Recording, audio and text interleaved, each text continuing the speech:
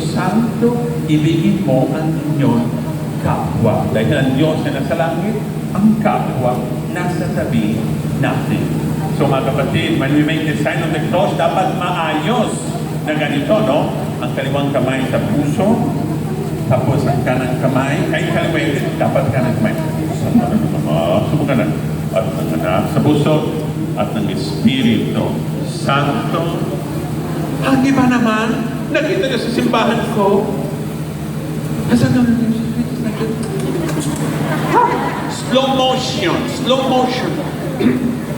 Saan na naman, ang iba naman, kabataan, saan na naman, Umi! Ambot sa imo, tabangin ko, Ginoo. Ang tanda ng krus ay ang tanda ng ating kaligtasan, kaya dapat nang maayos. Ang ngalan ng Ama at ng Anak at ng Espiritu Santo. Ang unang utos, ibigin nyo ang inyong Diyos. Paano yon?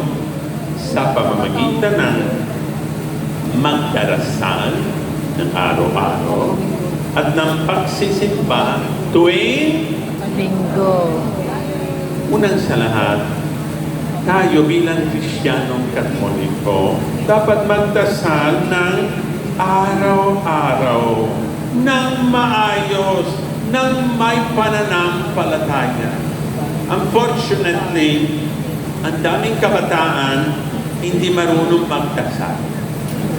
Last time, napunta ko sa isang high school, public high school dito sa Parañaque. Ayoko sabihin ang pangalan basta sa Parañaque sa high school para sa kumpisalan ng eskwelahan ng mga estudyante.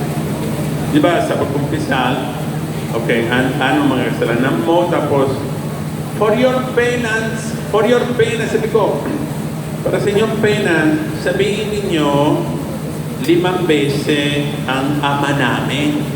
Ang daming estudyante sa niya, Father, ano yun? Ama namin, hindi ko alam yun.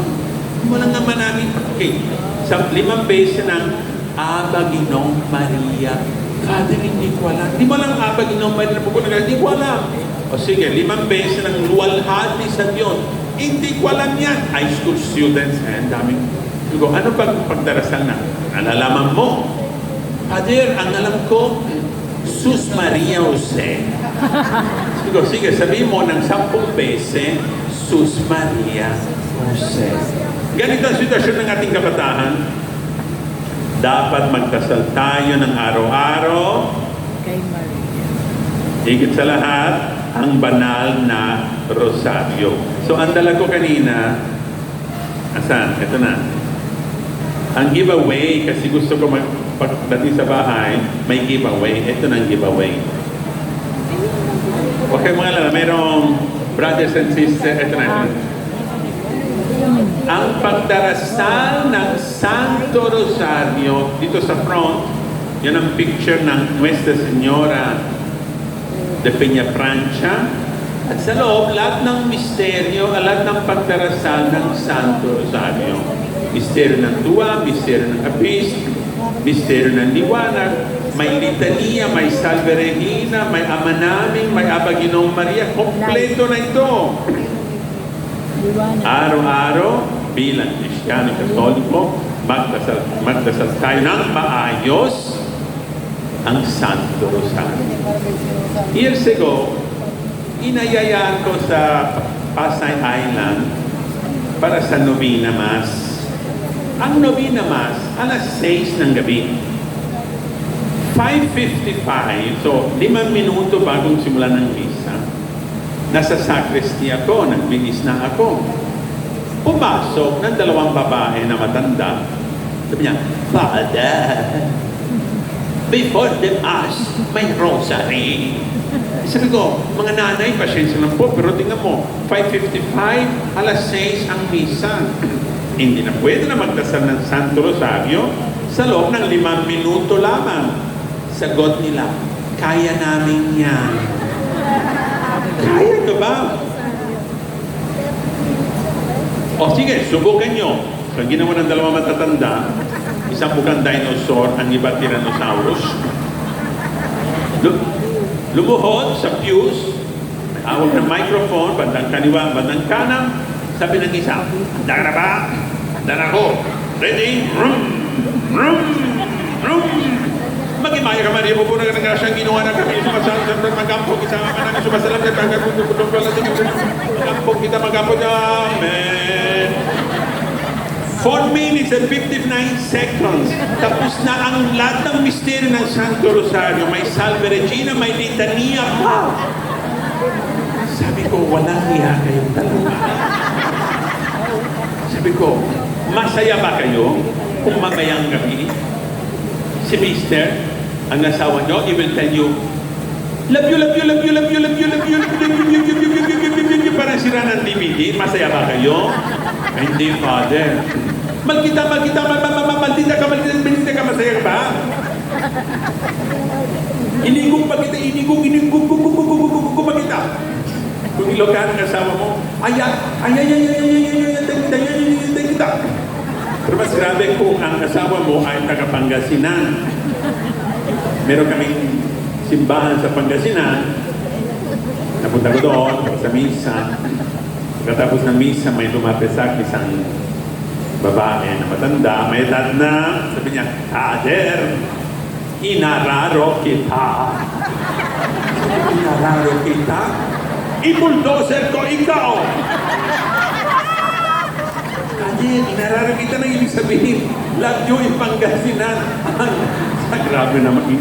Talaga malalim ang pag-ibig nila. Inararo kita. I-bulldozer ko ikaw. So,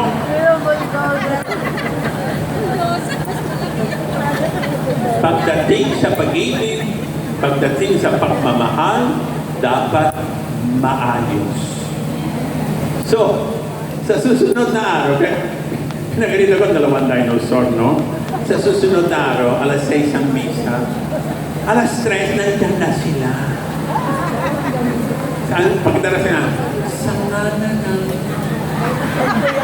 Ama, ng Anak, ay, bilisan nyo! Father, sa mga daan-daan at ng Espiritu Santo. Magdasal tayo ng maayos. So, ito na ang banal na rosaryo. Isang pari, lahat ng tao dapat magdasal. Hindi ang mga pari, mga madre lamang. Isang pari ng Parañaque, sumakay sa tricycle. Gaskasirong driver ng tricycle. Nagkaroon ng accident at namatay. Ang driver at si father ay namatay. At dumagyat ang kaluluwa nila sa kabilang buhay sa paghuhuman ng San Pedro. Sabi ni San Pedro, Father! Halika kayo! Dadaan na kayo sa purgatorio. 5 taon sa purgatorio bago magyat sa langit. Siyempre, medyo malungkot si Padre. O, sige. Tapos kasunod ang kaluluwa ng tricycle driver na gaskasero. Sabi niya, San Peter, ay, tricycle driver ka, no? Yun ang gaskasero. Dumiretso ka sa langit. Bumalik si Father. Sabi niya, San Peter, excuse me. Ako pare, kuraparo ko, makadiyos, nagmimisa, 5 taon sa purgatorio. Ay siya, gaskasero, namatay kami dahil sa may kasalanan, dumiretso sa langit. Bakit? Sagot ni San Pedro, kasi Father, doon, nasa lupa pa kayo. Habang kayo nag-go-omelin, lahat ng parishioner ay natutulog. Ang driver nito naman, habang siya nagmamaneho, lahat ng pasahero ay nagdasal. Kaya mga tricycle driver, diretso sa langit. Mga pare, duman muna sa purgatorio. Ibigin mo ang inyong Diyos. Itong unang utos. May kasunod pa. Ibigin mo ang inyong anong dapat nating gawin? Unang sa lahat, mahalin natin ang ating mga magulang. Father, nasa kabilang buhay na. Kung nasa kabilang buhay, magdasal para sa kanilang kaluluwa. Responsabilidad ng lahat ng anak ay magdasal para sa kanilang mga magulang. Alam nyo, sa araw ng 1999, nasa Roma ako. Masaya ako sa Roma, Araw-araw kumakain ng pizza, lasagna, spaghetti, macaroni. Masaya. Sabi ni Father General, Paulo, pupunta ka sa Pilipinas. Sabi ko, paano mga magulang ko? Kasi ang tatay ko at nanay ko may edad na. Sabi ko, kung mamatay sila, nasa Pilipinas ako. Kasi sa Italy, sa Europe, ang living within 24 hours. So kung mamatay ka sa Lunes, sa Martes, dapat may living. Walang wait. Walang wait doon. So within 24 hours, dapat ilibing na ang patay. Dito sa Pilipinas, pagkalipas ng 24 na araw, nandiyan pa si Lolo. So sa funeraria. So, dumiretso ko sa shop. Sabi ko, Panginoon, wala kang problema punta sa Pilipinas. Pero may request. I want to see my parents before they die. Yun ang request ko. Tapos I came here. October 12, 1989, I landed in Naiya. Noon, Naiya 1 lang. So when Naiya 1, Naiya 2, Naiya 3, 4, 5, 7. Biro nyo, it was 1990. I felt in my heart the voice, Paulo, bumalik ka sa Italy ng nagaan. Ang tatay mo ay nasa ospital at nag-agaw bukas. Talaga parang ang voice, kumukusugan. Akala ko may tao sa likod ko. Nakagaling sa ako. So, bumili ko ng ticket, dumaretso ko sa Roma, sumakay ko sa train hanggang sa Genova, dumaretso ko sa ospital, alas 9 ng gabi, nandyan ang tatay ko, nasa ospital, nag-agaw buhay. He was waiting for me. So my mother was there, my brothers and sisters. And then, when he saw me, he smiled. I gave my blessing. 2 hours later, he passed away. You see, napagabait ng Diyos. And the same happened with my mother. I was in Banawe. My sister called me, si Mama, may sakit na. She's about to leave. So I rushed to Italy and I saw her and I gave a sleep anxious bago siya namatay. So, first of all, mahalin ninyo ang inyong mga magulang. Amen? Kasunod, do not kill your neighbor. Siyempre, understood, no? We must not kill our neighbor. Huwag kayong papatayin. There is no reason why we must kill our neighbor. And don't kill our neighbor, including sa traffic. Alam nyo, I always drive motorcycle. Ang number one danger sa traffic ngayon, ang mga driver na gumagamit ng cellphone habang nagmaneho na ganyan, no? Huwag kang papatay. 6, huwag kayong makiapit. Ayan. Sige. Sino may kabet dito? Itaas ang kamay. Meron?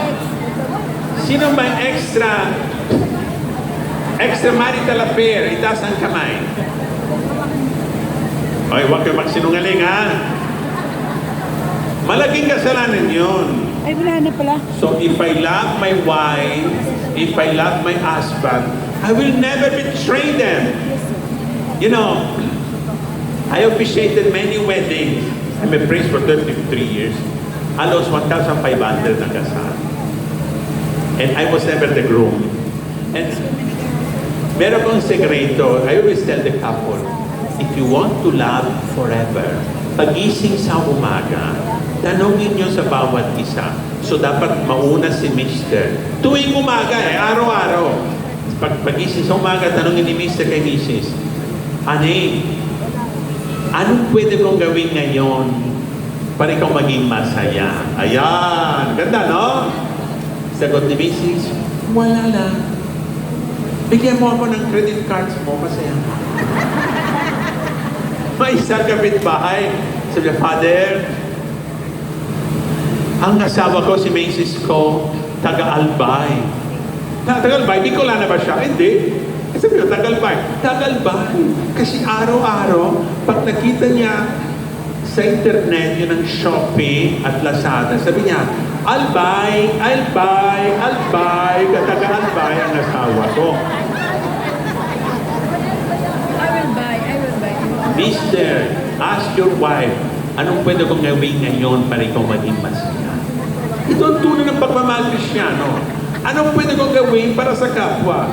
At hindi anong dapat gawin ng kapwa para sa akin. Ito, ang pag-ibig Kristiyano is what can I do for you? Ang pag-ibig pagano, what you can do for me. Di ba yun? So, kasunod si Mrs. Tanungin mo kay Mr. Daddy, anong pwede kong gawin ngayon para ikaw maging masaya? Sagot ni Mr. Tumahimik ka na lang ng 20 minutes, masaya na ako. Itong tunay ng pagmamahal. 7, huwag kang magnanakaw. Ay, nako. 8, huwag kayong magsinungaling. Ano ba nangyari kay Pinocchio? Aba nagsinungaling. Ano nangyari sa kanya? Ang kanyang ilong ay...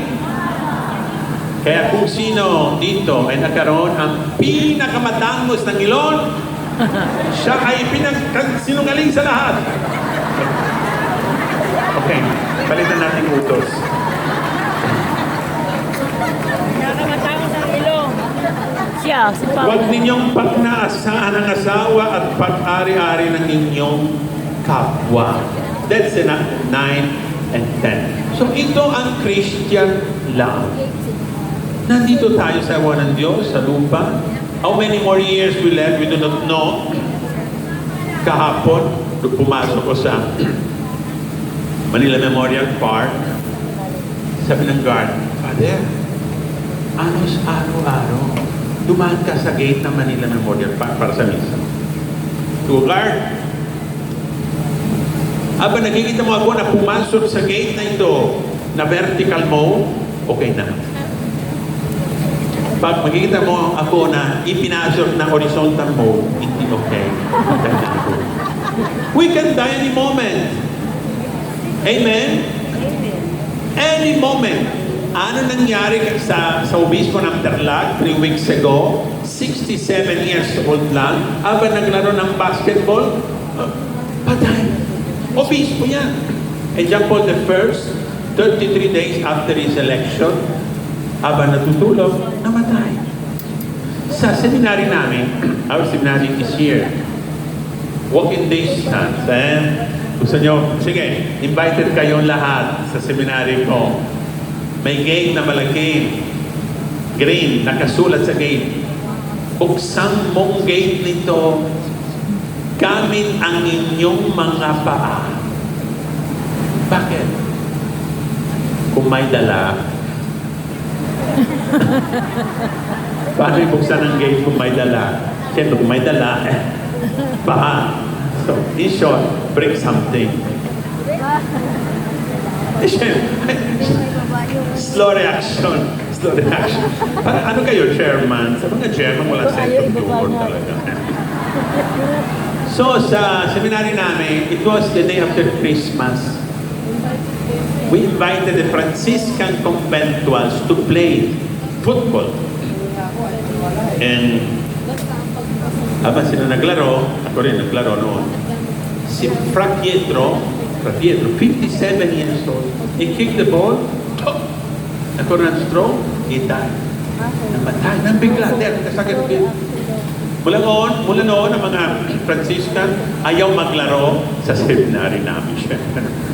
At one time, I have a recollection sa isang parokya dito sa Parañaque. Sabi ko sa mga nag-attend sa recollection, malay ninyo, mamayang gabi, isa sa inyo ay mamamatay. Inulit ko ilang beses, no? Alam ninyo, mamayang gabi. Kasi yun ang topic.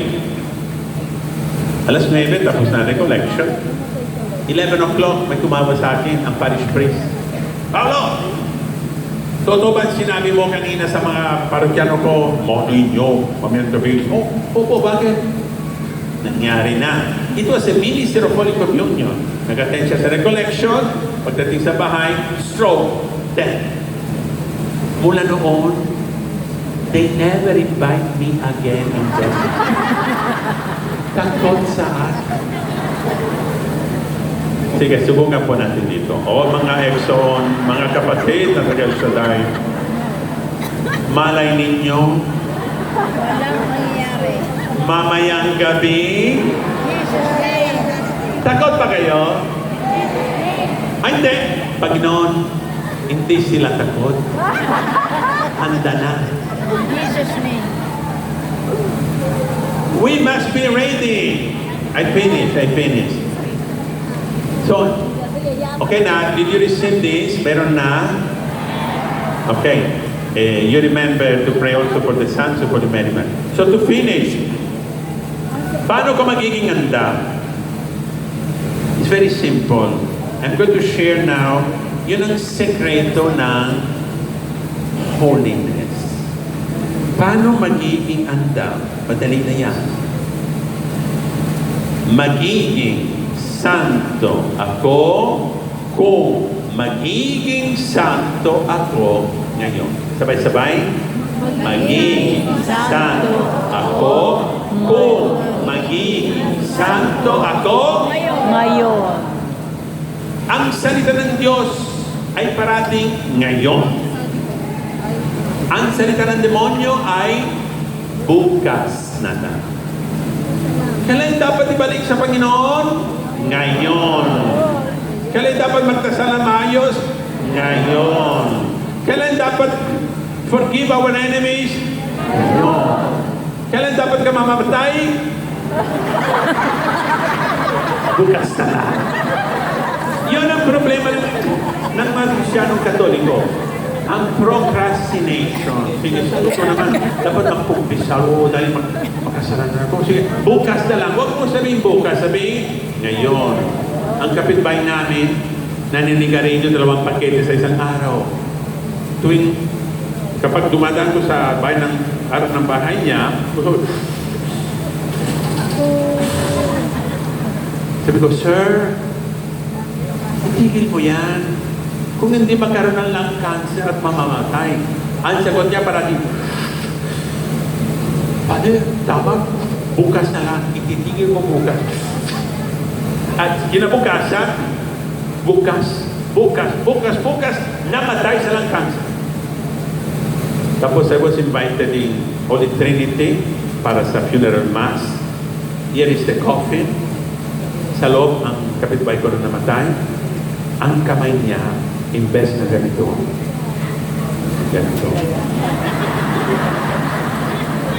Nagdikit sa kanyang labi.